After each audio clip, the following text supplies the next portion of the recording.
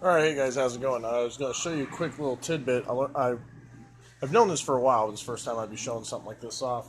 I got this Loctite spray adhesive right here, and I've been using it because I'm currently working on a Joker crowbar for a Purge-style Joker cosplay I'm doing. There it is right there. It's really nice. Still needs to do a painting or something on it.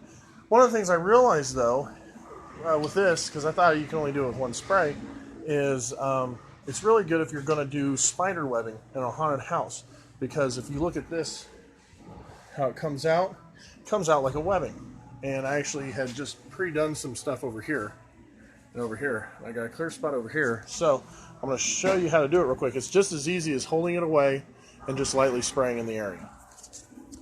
So here, let me just show you. Shake it up a little bit, and then I'm going to spray it.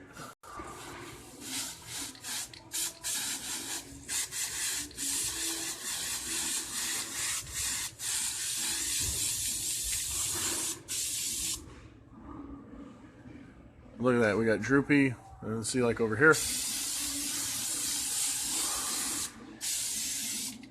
You got some nice cobweb effects.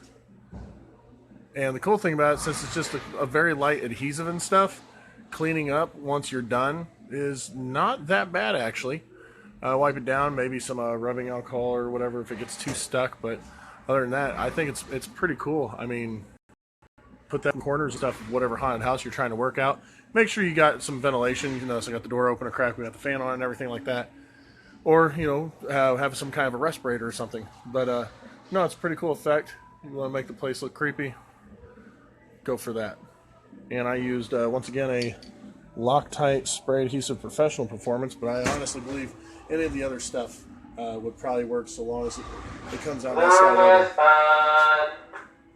And the league is done, so I'm going to go back up there now, and some of the stuff, I don't even know what I'm saying anymore. Anyway, check it out one more time. Cool cobwebbing.